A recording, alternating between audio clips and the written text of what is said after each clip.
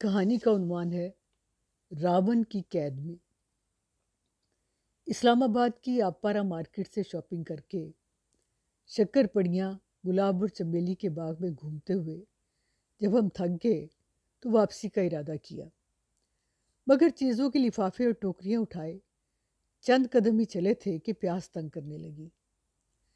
مارچ کے اواخر میں موسم ایک دم بدل چکا تھا، ہوا کی خنکی گرمی میں تبدیل ہو چکی تھی، اس لیے دھوپ کی شدت نے پیاس کو چمکا دیا، مگر بازار ابھی بہت دور تھا اور سڑک تک پہنچنے کے لیے کافی فاصلہ تھا۔ قریب ہی ایک کالے رنگ کا گیٹ تھا، ہم نے سوچا کیوں نہ یہاں سے پانی طلب کیا جائے۔ یہ سوچ کر گیٹ کی طرف چل دیے۔ آپ کس سے ملنے آئی ہیں؟ ایک سانولا سلونا قداور صحت مند نوجوان گیٹ کے پاس کھڑا تھا، بڑی بڑی روشن آنکھیں، پیشانی پر بکھرے گھنگریالے بالوں والا۔ وہ لڑکا نہایت ہی وجیح لگا۔ اس نے صرف ایک دھوتی پہن رکھی تھی، ایک ہاتھ میں چاقو اور دوسرے ہاتھ میں پیاس تھا۔ ہمیں پیاس لگی ہے، پینے کے لیے پانی چاہیے، میں نے کہا۔ آپ لوگ اندر آ جائیں، یہ کہہ کر وہ ہمارا رہنما بن گیا اور ہم اس کے پیچھے پیچھے چل دیے۔ یہ یوتھ ہاسٹل ہے، اسے چلتے ہوئے کہا۔ ہم لوگ سری لنکا سے آئے ہیں۔ آپ نے سری لنکا کا نام سنا ہے؟ جی ہاں، وہی سری لنکا جہاں راون نے سیتا کو قید رکھا تھا۔ ارے آپ تو جانتی ہیں۔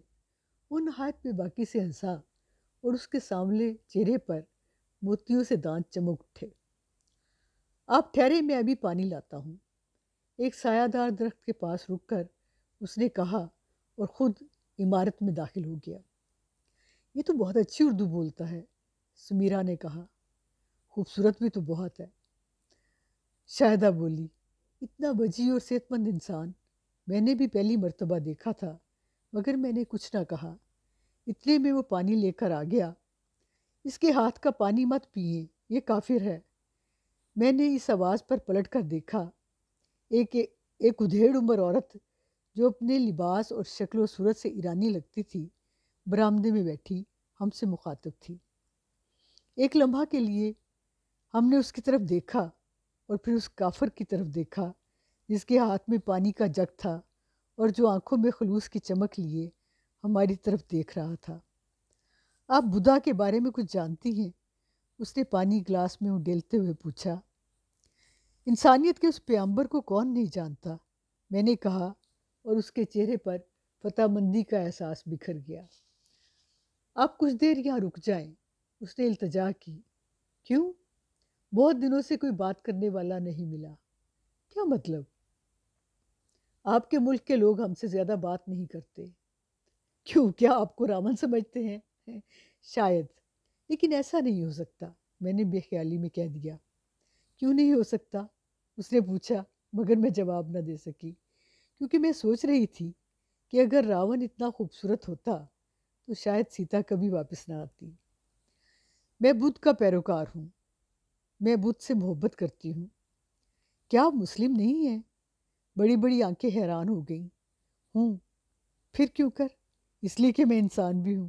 اچھا، اس نے پھر بے باکی سے کہکا لگایا۔ اس کے چہرے پر بجلی کی چمک آ گئی۔ آپ نے پانی نہیں پیا؟ اس نے گلاس بڑھاتے ہوئے کہا۔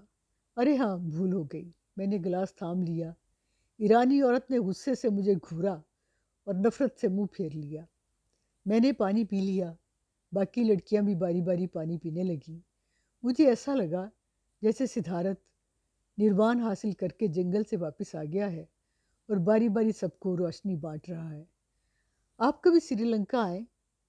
خالی جگ اور گلاس ایک طرف رکھتے ہوئے اس نے کہا اور زمین پر چٹائی بچھا دی۔ ہم اس کے قریب بیٹھ گئے، جیسے بدھا سے اس کی تعلیمات حاصل کرنا چاہتے ہوں۔ سری لنکا کے بارے میں آپ کیا جانتی ہیں؟ اس نے سوال کیا۔